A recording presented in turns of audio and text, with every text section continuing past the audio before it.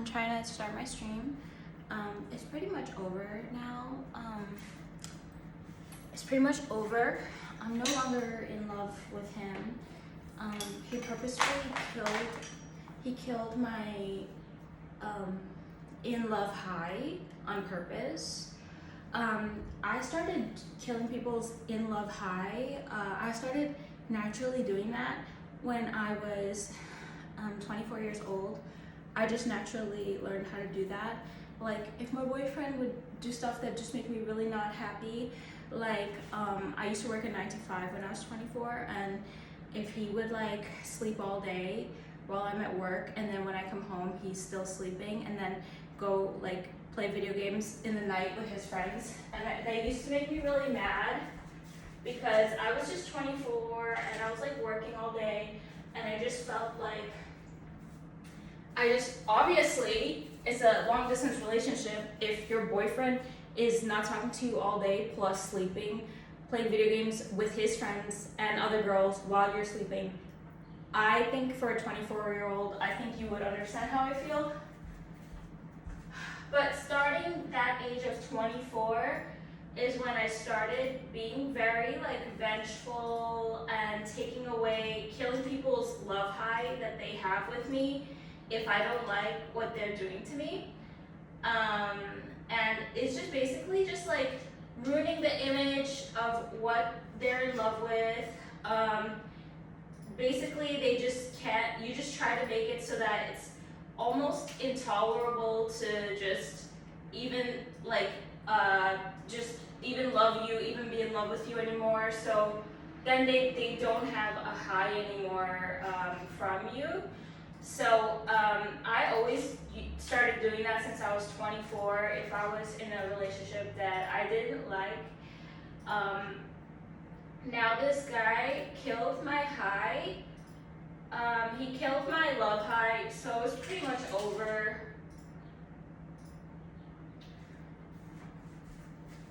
Is it 3 days to my birthday or 4? Oh, 4 days. Okay. 4 days to my birthday. Saturday, June 28th is my birthday. Feel free to give me subs and donations and stuff like that. Okay. So, yeah, he pretty much killed my high. By the way, today is the record lowest weight I was this whole year. Congratulations to me. Almost back to that 18-year-old bod, which is so possible. Okay, guys, so I'm streaming now on twitch.tv/cutedoll. If you want to support me for free, you can watch my YouTube videos and my Twitch. I'm always online for a couple hours a day, like at least 10. Okay, guys, yeah, he killed my high. Every single time, I already told you guys over and over again. People just want to see my reaction. Oh, let me open the chat. Hold on. Let me torture myself some more.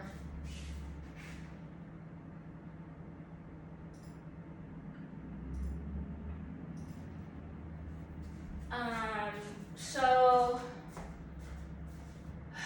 okay. People always want to see my reaction. So he just, he's always trauma dumping on me, complaining about the teammates. You know, these are things you're not supposed to realize when you're an amateur, but obviously I'm smart now, so he's just basically just draining me. That part, I don't know if it's intentional or not, but I know that he's feeding off my energy. I don't know. I've been wrong about a lot of things so far for the past 2 vlogs, and that's why I posted them too, because it's funny to see the contrast.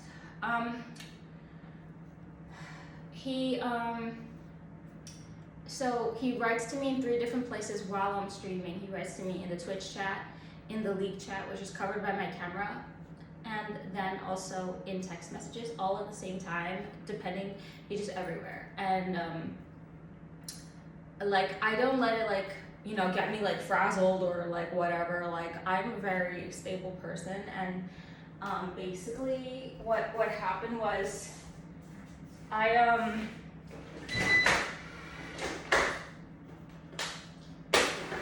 basically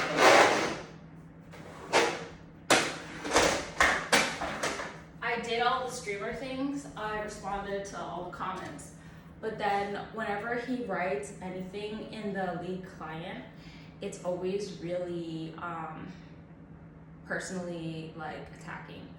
So it's very like abusive. So he wrote first like, come visit me, I'll fly you, blah blah blah, and that's what he wrote to me in my Twitch chat when we met in 2021. And my other viewer was laughing at me. He was like, yeah, go. You know, obviously I'm not gonna go. That's just really weird. So he wrote that first. Then that was the first day. That was day one. And then now he wrote to me yesterday in my little client. He wrote to me.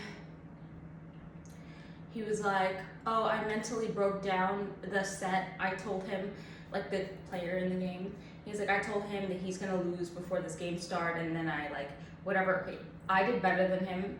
I don't know, I didn't check the damage meter, but I carried that game. I was carrying a mid, he was a Kali top. I carried the game, once again. As I feared, once I broke him out of like the iron, and I also motivated him, he finally got to bronze. I remember I was stalking his OPGG for years, and he was just always iron. Highest was iron 1, and my peak was bronze 2. That's when I stalked him in season 13. And all of a sudden, after duoing with me on day 1, overnight he became bronze, and that means he beat me in ELO. This always, because is that in the whole recording? Oh my god. This always happens to me. My duo is always higher ELO than me and leaves me behind, but my other duos, they used to be more skilled than me, so this one's really hard for me to take, being left behind in the dirt. It kind of feels like how I was when I was duoing with the diamond duo guy that I made a bunch of videos about too. That how he would lose with me for like 10 games and then go play on his own and win and get higher than me in MMR.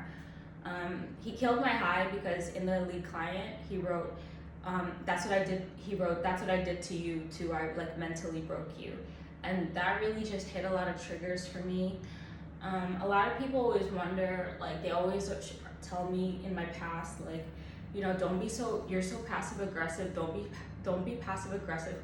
Well, what the fuck do you want me to be aggressive and like commit a whole bunch of crimes and then end up in jail? Like what the fuck? Passive aggressive is the only thing you really can be if you have a brain. So basically what happened next was that he just kept trying to pretend to be a narcissist. I was engaged to a real narcissist in Hawaii, and I know what a real narcissist is, but this guy's like a fake one, like a wannabe, like really, really trying to be one. And so then this is how they do it, is like they be nice and then they hit you with something else. But what's bothering me is the fact that he told me that he mentally broke me. Then he tells me about my runes, which was a trigger, which was why we stopped talking in 2022. So then because we already fought about it again on day 1. So do you understand the dynamic? So then I raged on my stream and I was mad, but he kept talking. Then he continued to write about runes in the text message to continue his whole message and put it there and just shove it in my face and shove it down my throat is the way I felt. And I just felt really, really bad. Thank God I got into a Brel normal raid and he just left because he just can't. No one likes to see me having fun, which is fine. Okay. So the mental trigger was really bad for me. This is really worse than any hater. Okay, look, I haven't replied to any of the text messages. I only just like have like crush like feelings for him on days 1 and 2. I think today is day 3. And I just you know, I just want to play League and I just want to get a border, and I told him that. And every single time I'm interacting with a guy and it's almost, I want to say like it's a little transactional, I always make sure I know what I wanted. So for the online guys, they never give you money, they never give you anything. Sometimes they're poor and sometimes they just are stingy. So I already made it out. Like I told him, like, hey, like, yeah, give me RP for my birthday, whatever. Like, I really don't even care about skins, but eventually I'll spend money on them. But he won't give me real money, so I accept RP because he was like, I'll give you RP. So I said, okay. But I asked him for a border. It means that I want to climb in rank and get higher ranking. So it's the same thing as what I was trying to do with the diamond duo. It's kind of like just like try to hustle them for a border. We're both low elo. Last night I played some games by myself on 2 accounts, and when I went on my bronze account, I realized that I cannot solo. All 4 of my team members, even though I was doing good, all 4 of my team members surrendered the game on me. And you should have seen my face. It's when I realized, like, I do need him. I do need a duo. I really can't climb solo queue. I'm getting like so harassed in solo queue by my team members because I'm a girl and just because I have a stream and they don't have nothing. And I just want to climb because all the other streamers, they have high elo and I want to have high elo. I didn't have a border for 10 years, so I really want to have one again. So yeah, all I want from him is a border. I told him already directly because I'm always very pointed. I always tell people I'm very direct. So I told him I just want a border. I don't want all this extra love stuff. I'm already out of love. The reason I didn't really want to interfere with him in 2022 oh yeah, by the way, here you go, guys. Here's the mental breakdown. You mentally broke me down. Here it is. Everything I do from now on is because I'm having a mental breakdown right now. So this morning I cried through my makeup, and I know, like, I have been saying that. This must be like the 3rd time that I cried this year. But as I always say, at least it means I have feelings. The only thing I was afraid of for him was that I didn't want to be like when I met him in 2022, he wrote in my Twitch chat, he wrote, by the way, this is all the stuff about me, like this is what it all is, or whatever. He just threw at me all his baggage so that I would see if I want to proceed to liking him. And the only thing I was afraid of was that I don't want to be his 3rd baby mama, because if I lose my body, I have fucking nothing. If I get fat, I'm nothing. If I like get fat face, if I have a baby, I don't have a stream anymore. I have to take care of the baby the whole time. I have to take care of that baby all by myself, which is so scary. And I would love that baby, but then like all of the baby mamas are in different states, which is like very, very scary to me. So that's why I ran away from him in 2022. That was the only thing I was afraid of. But now he's going after my mental health, which I have tried so hard to keep a very good, clean mental health. I already told you guys in all my podcasts about my struggles with mental health, why I wouldn't read hate comments before, but now I'm more resilient, so I do read sometimes now. That was the only reason why I was afraid of him. But now that he's going through my mental, and also I'm always afraid that like we don't know when I'm gonna pop off. I predict it's gonna be in another 10 years. Becoming like famous on Twitch, getting lots of viewers, getting lots of subscriptions, you know, the dream of being Twitch partner, YouTube partner, and having brand deals and stuff. I don't know when it's gonna happen for me. I predict it's gonna be in another 10 years, but a lot of the reason why I cut off like my 8th ex-boyfriend and a lot of other people in my life is because I don't want them to be there when I get famous. Because they're still my spotlight. I'm gonna be taking up like a nobody into the spotlight with me and putting them to my level when I worked for 10 years on my content. So that's all I want to tell you guys. I'm fucking pissed because I can't get high off of love anymore. Yeah, donate so I get some food and water, and thank you everyone for not donating anything to me for like 2 months. Okay, I love you guys. Bye.